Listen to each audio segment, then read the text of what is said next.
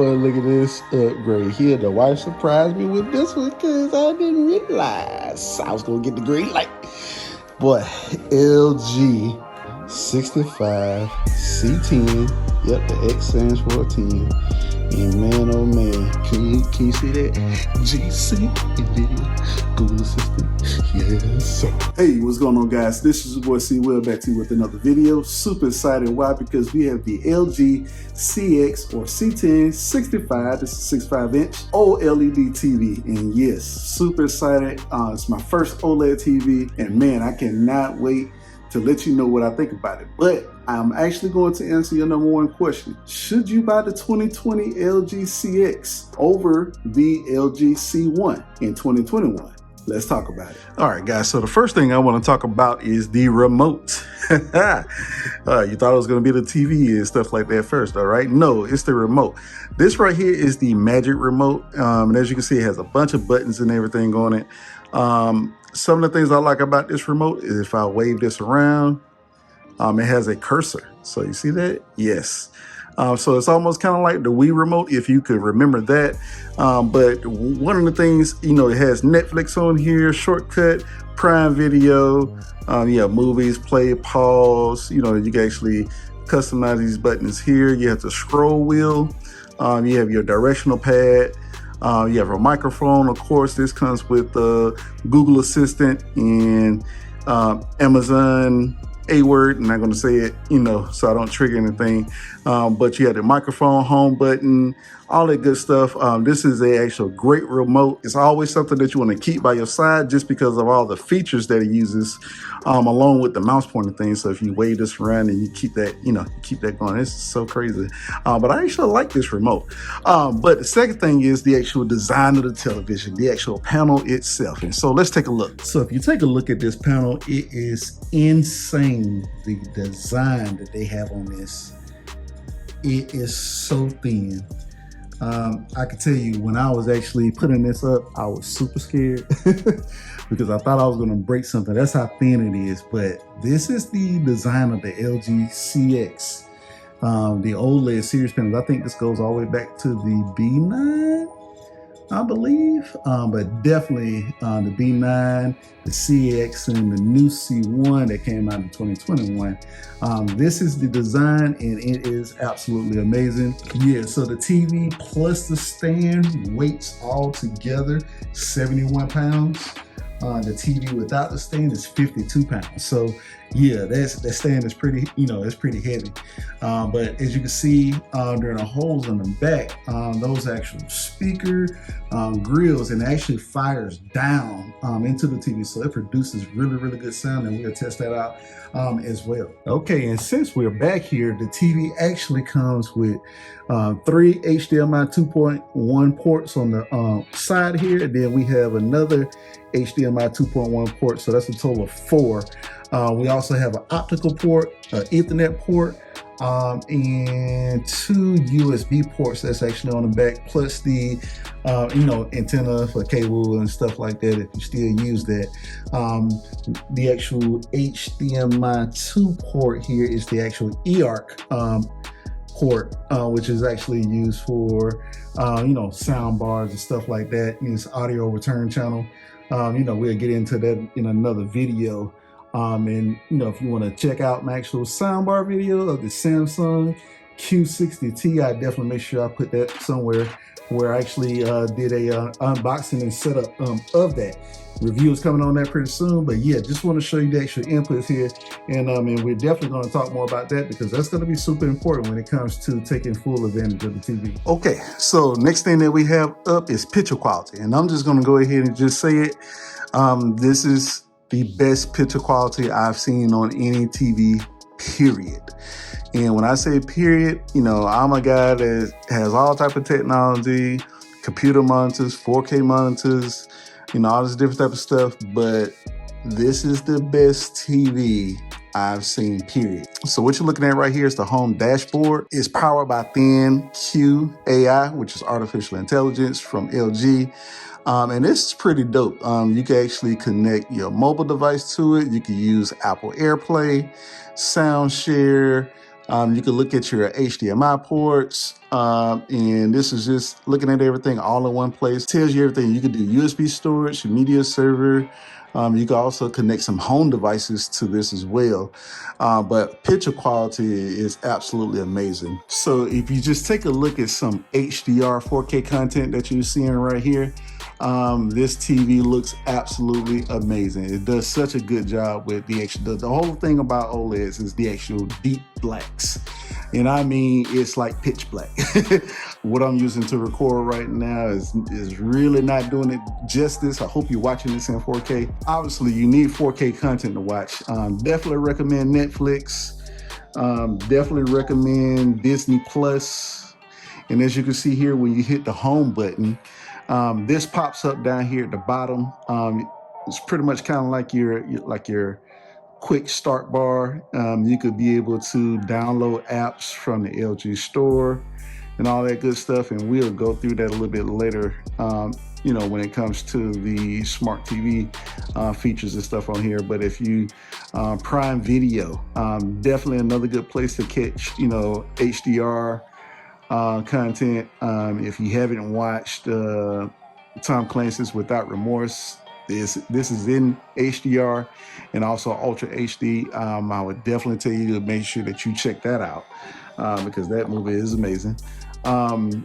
Disney Plus, when it comes to Disney Plus, and you have the the Marvel movies, all that good stuff. Especially Avengers Endgame. And man, definitely talking about putting yourself in the middle of the action, just experience. You definitely just need to make sure that you have content to be able to take full advantage of the TV. Okay, so for some of my tech heads out there, if you want to know how bright the actual TV gets as far as peak brightness for regular content, it actually gets up to about 460 nits, and then for HDR peak brightness, the TV actually gets up to about 855 nits. So definitely more than enough brightness for whatever content that you're going to be looking at. And also it still works out great, if you have a lot of light that comes into your room during the daytime. So if we go up here to picture mode, energy saving, I actually have this turned off. And the reason being is because I want to make sure I get the most peak brightness when it comes to some of the settings here. And so OLED light, this is normally lower than 100. It's usually around about 80. I put it up to 100. And also when you get down here, you get to like some of the picture options. You can make some other changes and stuff that's through here. Noise reduction, MPEG, smooth. Normally I leave this stuff off, as you can see here. True motion, I actually like the soap opera effect, when it comes to certain stuff, but for most people, they may not like it, but you could be able to change those things here. For my regular content watching, I normally use these settings here. Like I said, picture mode, expert bright room. There's other settings, vivid, standard, auto, power saver, cinema, HDR effect, all the stuff. You have an expert dark room. I actually just use the bright, like I said, this mode of preference, when I'm watching Netflix, Amazon Video, content like that. If I'm doing anything on my PlayStation 5, I actually change it to game mode. So even when I'm watching regular TV, I use expert bright mode. So that's just some of the actual settings I just wanted to show you. I'll definitely do a separate video on where you could be able to optimize some of this stuff. Let's talk about gaming. Okay, so now we got the PlayStation 5 hooked up, and let's just take a look at some of the settings real quick. Once we go here, it automatically enables HDR mode. It automatically actually switched over to game mode as well. So if we go back, one thing about this TV is that you definitely want to make sure that you have items to be able to take advantage of what the TV can offer. So with the PlayStation 5, if I just go down here to just screen and video, video output, this thing could do obviously 4K, HDR, and right now I have it on always on. And it also could do 120 hertz output. And so if I go up here to video output mode, it definitely, talks about all that different type of stuff. One of the games that could definitely take advantage of the 120 hertz is Call of Duty. So what you have to do is you actually have to go ahead and game preset, go to, instead of game default, go to performance mode. And then when we crank up Call of Duty, if I can find it. Okay, so I got that popped in. Now with the PlayStation 5, this is definitely one of the top features of this TV. Is be able to play 4K 120 frames per second. And like I said, you know, you can actually be able to hook up. I have an RTX 3080. I'm actually going to do a separate video on it. And how you can be able to hook that up to this TV, but that can also take advantage of the 120 frames per second, because on the RTX 3080, the HDMI port is 2.1. And so first thing that we're gonna do is on the remote, you can actually press this green button multiple times. And what it would do, it will actually give you what the actual information is on the TV. And as you can see, 3840 by 2160p at 120. That's 120 hertz, and we'll be able to take advantage of the 120 frames per second on the PlayStation 5. So let's just take a look. So just gonna go to Nuketown, one of my favorite maps. All right, and just to let you know, you have to be in game mode to get the variable refresh rate on the TV. And so let's take a look.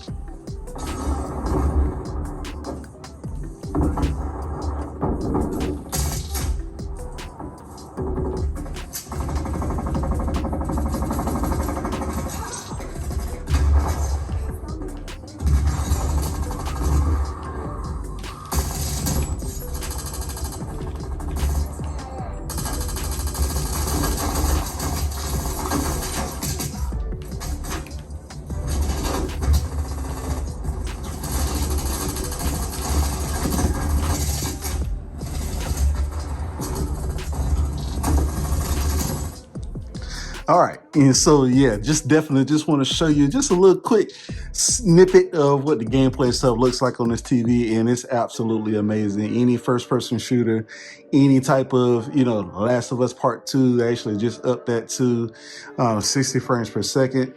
Returnal, Spider-Man, everything looks great on this TV, and it's just completely awesome. So last but not least, I definitely want to talk to you about using this as a smart TV. So like I said, you know, once you hit the actual home button here, your actual bar pops up, and you could definitely be able to, you know, go to YouTube, Netflix, Prime Video, Disney, Hulu, Sling. LG has their own TV channels depending on your actual the area that you're in, and it's live TV, so that's pretty dope, and it's free. You actually also could go to the LG Content Store, and they have all different type of apps that you could be able to download and install and be able to use, and you could be able to customize, you know, the actual bar down here to be able to look at that type of stuff. There's also a search function. We got the home dashboard, which is what we was looking at earlier. So for me on this TV, I've had nothing but a 5-star experience. I hands down recommend that you buy this TV. So I can tell you right now, I got a pretty good deal on this TV. I actually got it for a little bit less than $2,000. I think it was like $1,899. Then plus tax, and I got this from Micro Center, so I got a warranty on it that also covers burn-in.